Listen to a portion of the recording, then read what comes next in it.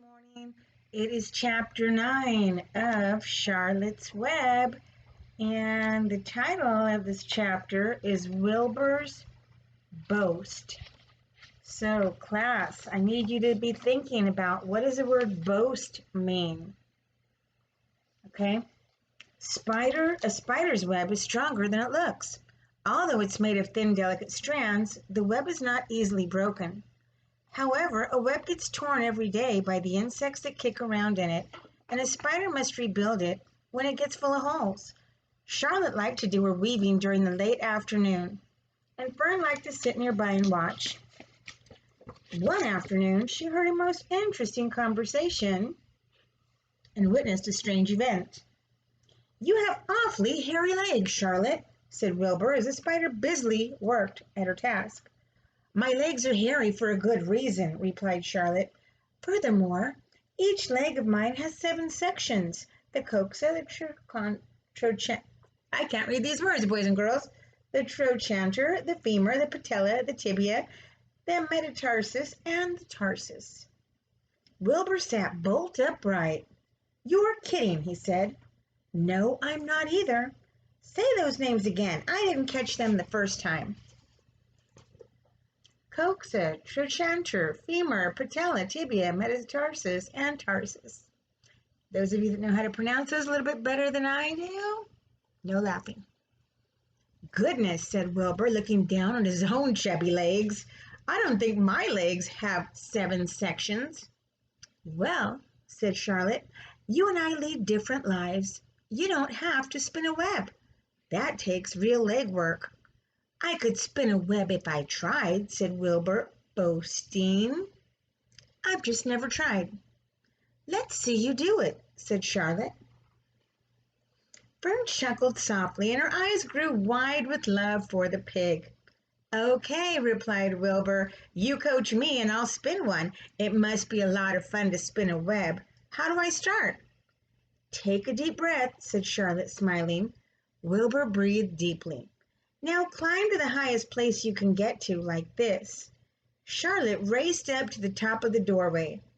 Wilbur scrambled to the top of the manure pile. "Very good," said Charlotte.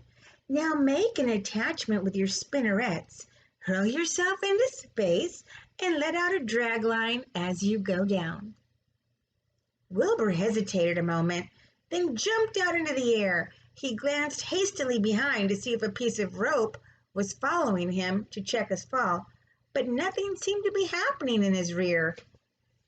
And the next thing he knew, he landed with a thump. "Oof," he grunted. Charlotte laughed so hard her web began to sway. "What did I do wrong?" asked the pig when he recovered from his bump. "Nothing," said Charlotte. "It was a nice try." "I think I'll try again," said Wilbur cheerfully. "I believe what I need is a little piece of string to hold me." The pig walked out to his yard. "You there, Templeton?" he called. The rat poked his head out from under the trough. "Got a little piece of string I could borrow?" asked Wilbur. "I need it to spin a web." "Yes, indeed," replied Templeton, who saved string. "No trouble at all. Anything to oblige." He crept down into his hole, pushed the goose egg out of the way, and returned with an old piece of dirty white string. Wilbur examined it. "That's just the thing," he said. "Tie one end to my tail, will you, Templeton?" Wilbur crouched low with his thin, curly tail toward the rat. Templeton seized the string, passed it around the end of the pig's tail, and tied 2 half-inches. Charlotte watched in delight. Like Fern, she was truly fond of Wilbur, whose smelly pen and stale food attracted the flies that she needed. And she was proud to see that he was not a quitter and was willing to try again to spin a web. While the rat and the spider and the little girl watched, Wilbur climbed again to the top of the manure pile, full of energy and hope. "Everybody watch!" he cried, and summoning all his strength, he threw himself into the air head first. The string trailed behind him, but as he had neglected to fasten the other end to anything, it didn't really do any good, and Wilbur landed with a thud, crushed and hurt. Tears came to his eyes. Templeton grinned. Charlotte just sat quietly. After a bit, she spoke. You can't spin a web, Wilbur, and I advise you to put the idea out of your mind. You lack two things needed for spinning a web. What are they? Asked Wilbur sadly. You lack a set of spinnerets,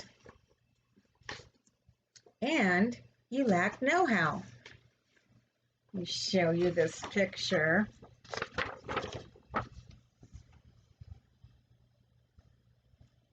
But cheer up.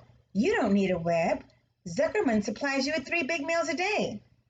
Why should you worry about trapping food? Wilbur sighed. You're ever so much cleverer and brighter than I am, Charlotte. I guess I was just trying to show off. Serves me right. Templeton untied a string and took it back to his home. Charlotte returned to her weaving. You needn't feel too badly, Wilbur, she said. Not many creatures can spin webs. Even men aren't as good as it as spiders, although they think they're pretty good. And they'll try anything. Did you ever hear of the Queensboro Bridge? Wilbur shook his head. Is it a web? Sort of, replied Charlotte, but do you know how long it took men to build it? 8 whole years. My goodness, I would have starved to death waiting that long. I can make a web in a single evening. What do people catch in the Queensboro Bridge? Bugs? Asked Wilbur. No, said Charlotte, they don't catch anything. They just keep trotting back and forth across the bridge, thinking there's something better on the other side. If they'd hang head down at the top of the thing and wait quietly, maybe something good would come along. But no, with men it's rush, rush, rush every minute. I'm glad I'm a sedentary spider. You know what? I was just going to ask you, what do you think sedentary means? But I think we're going to find out. What does sedentary mean? Asked Wilbur. Means I sit still a good part of the time and don't go wandering all over creation. I know a good thing when I see it, and my web is a good thing. I stay put and wait for what comes. Gives me a chance to think. Well, I'm sort of sedentary myself, I guess, said the pig. I have to hang around here whether I want to or not. You know where I'd really like to be this evening? Where? In a forest looking for beech nuts and truffles and delectable roots, pushing leaves aside with my wonderful strong nose, searching and sniffing along the ground, smelling, smelling, smelling. You smell just the way you are, remarked a lamb who had just walked in. I can smell you from here. You're the smelliest creature in the place. Wilbur hung his head. His eyes grew wet with tears. He's kind of sensitive, right? Charlotte noticed his embarrassment, and she spoke sharply to the lamb. Let Wilbur alone, she said. He has a perfect right to smell, considering his surroundings. You're no bundle of sweet peas yourself. Furthermore, you are interrupting a very pleasant conversation. What were we talking about, Wilbur, when we were so rudely interrupted? Oh, I don't remember, said Wilbur. It doesn't make any difference. Let's not talk any more for a while, Charlotte. I'm getting sleepy. You go ahead and finish fixing your web, and I'll just lie here and watch you. It's a lovely evening. Wilbur stretched out on his side. Twilight settled over Zuckerman's barn and a feeling of peace. Fern knew it was almost supper time, but she couldn't bear to leave. Swallows passed on silent wings in and out of the doorways, bringing food to their young ones. From across the road, a bird sang, Whip-poor-will, whip-poor-will. Lurvy sat down under an apple tree and lit his pipe. The animal sniffed the familiar smell of strong tobacco. Wilbur heard the trill of the tree toad and the occasional slamming of the kitchen door. All these sounds made him feel comfortable and happy, for he loved life and loved to be a part of the world on a summer evening. But as he lay there, he remembered what the old sheep had told him. The thought of death came to him, and he began to tremble with fear.